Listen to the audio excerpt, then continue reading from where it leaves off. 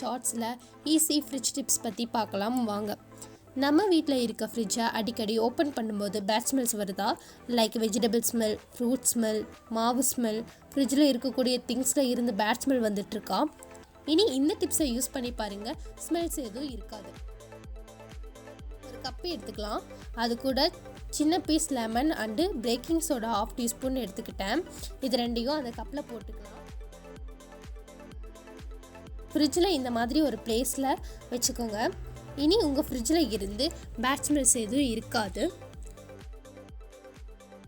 Thank you for வாட்சிங். இந்த video உங்களுக்கு யூஸ்ஃபுல்லாக இருந்தால் லைக், ஷேர் அண்டு கமெண்ட் பண்ணுங்கள். மறக்காமல் சப்ஸ்கிரைப் பண்ணிவிடுங்க. Techie AJ vlog.